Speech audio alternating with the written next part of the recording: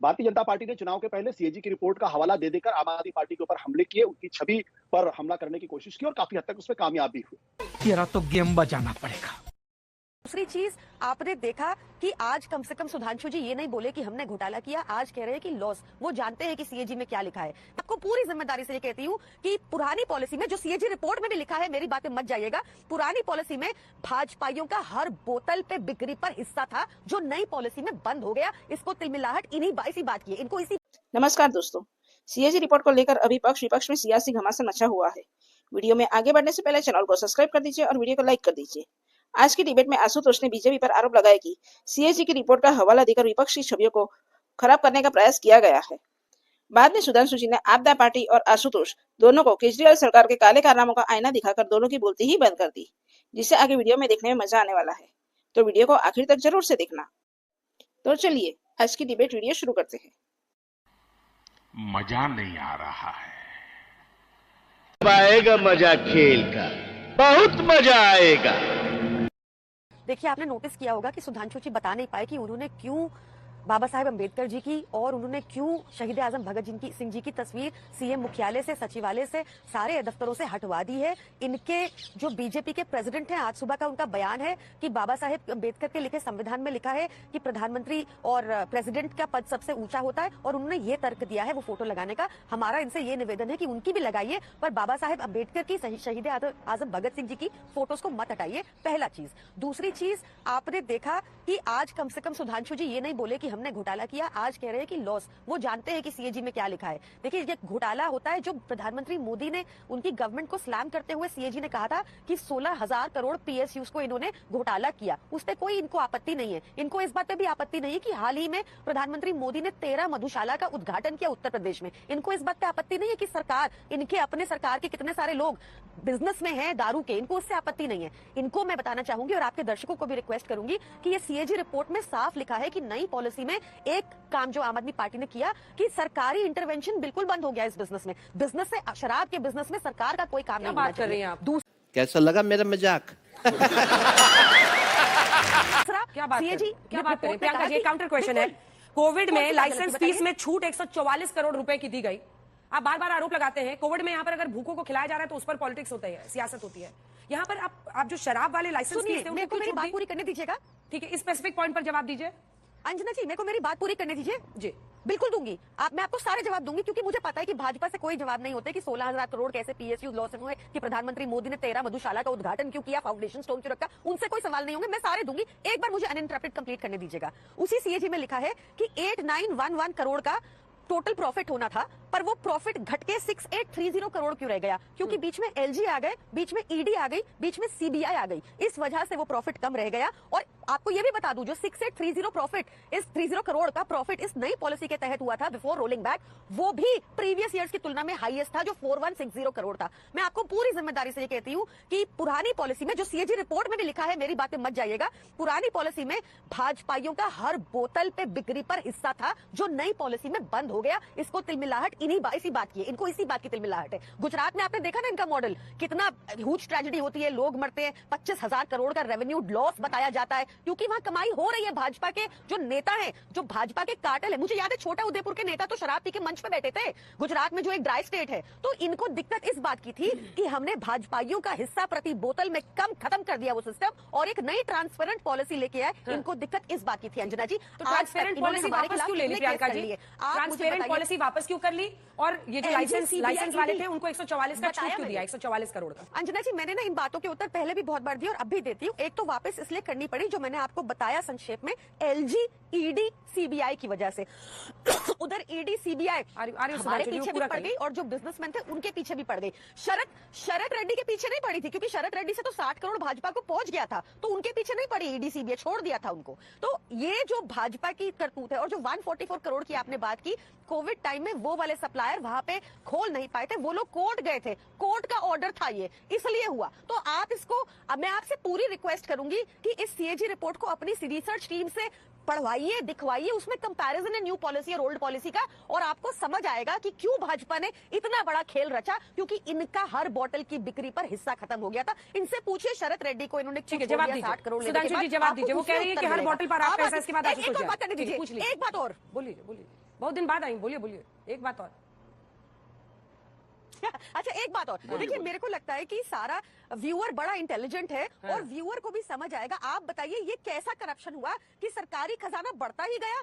हाँ, कहीं आपको आज तक एक चवन्नी नहीं मिली, सब जगह सीएजी कह रहा है 2026 करोड़ का नुकसान हुआ मैडम। डिस्काउंट भी नहीं था मैडम सीएजी का कहना है कि 2026 करोड़ का नुकसान हुआ। आपको बता रही हूँ। अंजना जी सुनिए, दोबारा ट्राई करती हूँ। आप दोबारा नेक्स्ट राउंड में कीजिएगा। दर्शकों पर छोड़ते हैं ना, आपने समझा दिया, अगर आपको लगता है दर्शक समझ गए, लेकिन एक बार मैंडेट तो आ गया, मैंडेट आ गया, दर्शकों को जो समझना था समझ लिया। सुधांशु जी एक बार बोल रहे हैं, उसके बाद से सुधांशु जी को कह रही है हर बॉटल पर आप लोगों का मार्जिन था, वो रोका, इसलिए आप लोगों ने ये ड्रामा रचा है। देखिए क्या जबरदस्त आम आदमी पार्टी झूठ का किरदार निभाती है। देखिए आबकारी और पेट्रोल यानी एक्साइज और पेट्रोलियम, दो ऐसे टैक्स हैं जो जीएसटी के दायरे में नहीं है। वो 100% राज्य सरकार के अंडर में है, क्योंकि कोई भी राज्य सरकार उसे जीएसटी में नहीं लाना चाहती थी, चाहे हमारी राज्य सरकार हो या किसी की। तो हमारी तो 27 साल से दिल्ली में सरकार ही नहीं थी। तो ये एक्साइज में जो शराब की बोतलें बिक रही थी, ये कौन से ख्वाबों ख्यालों में आपने कह दिया कि बीजेपी वाले उसमें से पैसा ले रहे थे? ये समझ से बाहर की बात है। दूसरी बात हम ये कहना चाहते हैं कि अगर आपकी पॉलिसी, वो तो खैर कई बार बोला जा चुका, आपकी पॉलिसी सही थी, आपने विड्रॉ क्यों कर दिया, वो एक अलग पक्ष है। मगर यहां पे अंजना जी आपने एक चीज देखी, जो पार्टी कहती थी आरोप लगते ही इस्तीफा दो, वो आज क्या कहती है? सीएजी की रिपोर्ट तो छोड़िए, अदालत में मामला शुरू हो जाना तो छोड़िए, जेल जाने के बाद भी इस्तीफा मत दो और दूसरों के ऊपर आक्षेप लगाओ। दूसरी बात मैं आपसे बहुत टेक्निकल ये कहना चाहता हूं कि जो अभी आपने एक शब्द बोला कि बाबा साहब अंबेडकर के संदर्भ में, तो मैं पूछना चाहता हूं ये शराब घोटाले में 2 पॉइंट सिर्फ, अगर आप मानते सब कुछ गलत था और ये आपके विरुद्ध फैब्रिकेटेड था, तो ये कौन सा पैरामीटर था कि केजरीवाल तो इस्तीफा नहीं देंगे और उसी आरोप में जाने पर मनीष सिसोदिया इस्तीफा देंगे? ये तो आपका अंदरूनी मामला है। पॉइंट नंबर 2, आपने अपने मैनिफेस्टो में लिखा था, इसका सीएजी रिपोर्ट से कोई लेना देना नहीं है, और खूब प्रचारित किया था 2013 में कि किसी भी इलाके में शराब की दुकान तब खुलेगी जब 75% महिलाएं उस क्षेत्र की अनुमति दे देंगी लिखित में। जरा दिखाइए कितनी जगहों पे आपने लिया। और लास्ट में मैं कहना चाहता हूं, बाबा साहब अंबेडकर और महात्मा गांधी जी के संदर्भ में जब शराब घोटाले में आप लोग अंदर गए थे और आपने शहीद आजम भगत सिंह का नाम प्रयोग किया था, उनके परिवार की तरफ से आपत्ति आई थी, ये ऑन रिकॉर्ड है। और दूसरा, क्यों गए थे आप महात्मा गांधी की समाधि के ऊपर जाके वहां के ऊपर वो करने? तो गांधी की तो आप फोटो लगाना उचित नहीं समझते थे। और फिर क्यों गए गांधी जी की समाधि पे? क्यों नहीं बाबा साहब अंबेडकर के अलीपुर रोड स्थित बंगले पे गए? इसलिए कि वो वाजपेयी जी की सरकार में बना है। क्यों नहीं गए चैत्य भूमि पर? क्यों? क्योंकि वो हमारी सरकार में बना है। क्यों नहीं गए दीक्षा भूमि पे? क्योंकि मोदी जी की सरकार में बना है। क्यों नहीं गए मुंबई में? बाबा साहब से जुड़े सारे में से किसी स्थल पर आम आदमी पार्टी नहीं गई अपनी सत्यनिष्ठा को प्रमाणित करने, क्योंकि सब मोदी जी की सरकार और अलीपुर रोड का बंगला अटल जी की सरकार में लिया गया था। यहां से लंदन तक भी चले जाते तो हमारी सरकारों का था। और जिस गांधी की फोटो लगाना ये मुनासिब नहीं समझते थे, जिस गांधी जी का ड्राई डे माना जाता है जन्म दिवस, उनकी समाधि पर जाकर इन्होंने नाटक किया, तो इनकी नाटकीयता और प्रामाणिकता पूरी तरीके से ध्वस्त हो चुकी है जनता के लिए। ठीक है देखिए अंजना जी, जो इसके 2 पहलू, एक तो इसका लीगल कानूनी पहलू है, दूसरा इसका एक राजनीतिक पहलू। भारतीय जनता पार्टी ने चुनाव के पहले सीएजी की रिपोर्ट का हवाला दे देकर आम आदमी पार्टी के ऊपर हमले किए, उनकी छवि पर हमला करने की कोशिश की और काफी हद तक उसमें कामयाब भी हुए। इसका जो लीगल पहलू है वो और संवैधानिक पहलू वो एक अलग तरीके का पहलू। क्या इस रिपोर्ट में 2 चीजों का जिक्र है कहीं कि नियम का उल्लंघन करके या किसी को फायदा पहुंचाने की नीयत से, यानी क्विड प्रो को, ऐसा है क्या? अगर ऐसा है तो फिर यह भ्रष्टाचार का सीधा मामला बनता है और इसमें मनीष सिसोदिया जिनके भी हस्ताक्षर होंगे उनके खिलाफ इंक्वायरी होगी और फिर आगे की कानूनी कार्रवाई होगी। जहां तक मैंने अभी तक देखा, मैंने पूरी रिपोर्ट नहीं पढ़ी है, लेकिन जितना मीडिया के माध्यम से मुझे जानकारी मिली है, इसमें कभी अभी भी इस बात का कहीं जिक्र नहीं है कि क्या नियम, क्या अनियमितता बरती गई है या फिर उसमें किसी तरीके का क्विड प्रो को दिखाई पड़ा है।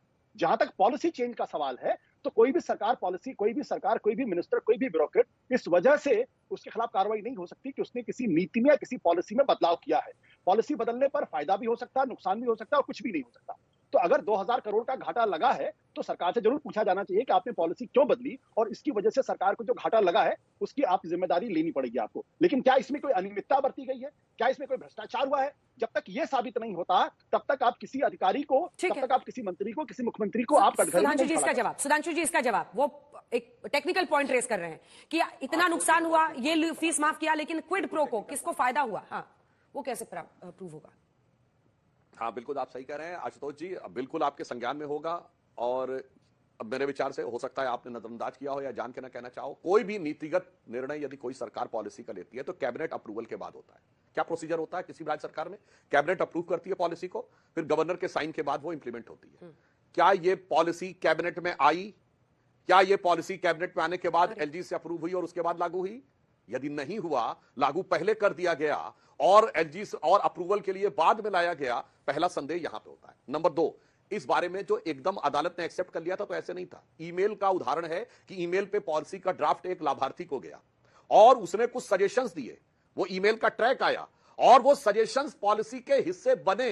इसीलिए जब जांच एजेंसियों ने मांगा तो दर्जनों की संख्या में मोबाइल गायब, जो नष्ट कर दिए गए, और अनेक लैपटॉप गायब हुए। इन सब चीजों से प्राइमा फेसिया जांच हुई। और रही बात इसकी, जो आपने कहा पॉलिसी कोई भी बदल सकती है और उससे लाभ या हानि हो सकता है, तो मैं ये भी बताना चाहता हूं 2G घोटाला हो या कोयले का घोटाला हो, ये सारी की सारी चीजें पॉलिसी के ऊपर ही सीएजी ने अपनी रिपोर्ट में कहा था। पर मैं सिर्फ ये कहना चाहता हूं, अनेक राज्यों के खिलाफ सीएजी की रिपोर्टें आई हैं, पर कम से कम राज्यों ने उनको सदन के पटल पे रखा है। यह नई राजनीति का नया किरदार था जिसने कि उसको कभी सदन के पटल पर मजा आया।